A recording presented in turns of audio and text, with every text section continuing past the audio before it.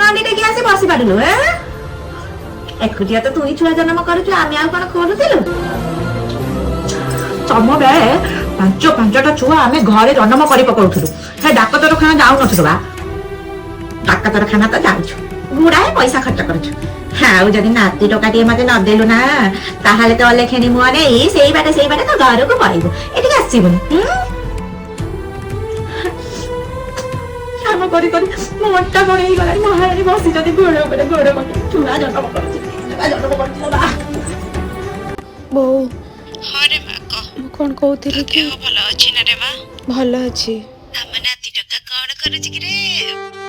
ନାତି ଟୋକା? ଖଣ୍ଡିଏ ଝିଅଟା ମୋର।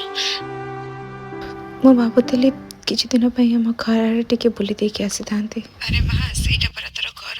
ଏ ସମୟରେ ଏଠି କିଏ ଅଛି କହିଲୁ ତ କଥା ବୁଝିବା ପାଇଁ? ନା ତ ବାପା ନା ତ ଭାଇ। ସୁବିଧା ଅସୁବିଧା ହେଲେ କିଏ ଦେଖିବ? ସେଠି କମ ସେ କମ ତ ସ୍ୱାମୀଟା ତ ପାଖରେ ଅଛି। କିଛି ବୁଝୁଛୁ ନା ବୁଝୁନୁ? ରଖୁଛି। କାହା ସାଙ୍ଗରେ କଥା ହଉଛ? ବୁଝା ପଡୁନି ନା? ଚବିଶ ଘଣ୍ଟା ସେ ଫୋନ। କେତେଥର ମନା କରୁଛି ତମକୁ ସେ ଫୋନ ବେଶୀ ଟିପା ଟିପି କରନି ବୋଲି। ମୋ ପୁଅ ଉପରେ ଖରାପ ପ୍ରଭାବ ପଡିବ। ଆଉ ଯଦି ତା ଉପରେ କିଛି ଖରାପ ପ୍ରଭାବ ପଡେ ନା ତାହେଲେ ମାରି ମାରି ତମକୁ ଅଧା ମରା କରିଦେବି, ବୁଝିପାରିଲ? ଆରେ ଆଗକୁ ପୁଣି ସେ ଆମ ବିଜନେସ ସମ୍ଭାଳିବ ନା ନାହିଁ?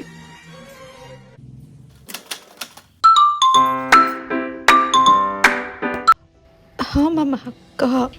ଜାଣିଛୁ ମୋର ନା ପୁଅଟି ହେଇଛି। ଆରେ ଇଏ ତ ଭାରି ଭଲ କଥା। କଂଗ୍ରାଚୁଲେସନ। ତୋ ପାଳି। ପୁଅ ହେଲେ ତ ବଞ୍ଚିଯିବୁ, କିନ୍ତୁ ଝିଅ ଯଦି ହେଲା।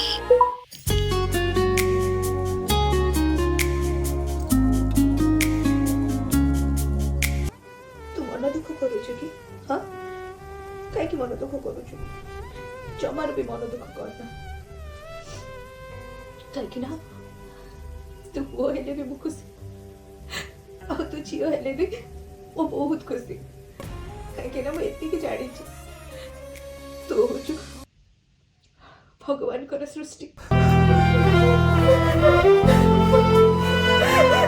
ଯୁଗ ବଦଳିଗଲା କିନ୍ତୁ ମଣିଷର ଚିନ୍ତାଧାରା ନୁହେଁ। ଏ ସମାଜକୁ ସ୍ତ୍ରୀ ଦରକାର, ଭଉଣୀ ଦରକାର, ନିଜ ବଂଶକୁ ଆଗକୁ ବଢ଼େଇବା ପାଇଁ ଜନ୍ମ କରିପାରୁଥିବା ମାଟିଏ ଦରକାର। କିନ୍ତୁ ସେ ମା କୋଳରେ ଝିଅ ନୁହେଁ, ପୁଅ ଦରକାର। ଭଲ ପାଇବା ବଦଳରେ ମିଳିଲେ ତାକୁ ବହୁତ ସାରା ପ୍ରଶ୍ନ, ଯାହାର ଉତ୍ତର ସେ ନିଜେ ବି ଜାଣିନି ଆଗକୁ କ'ଣ ହବ।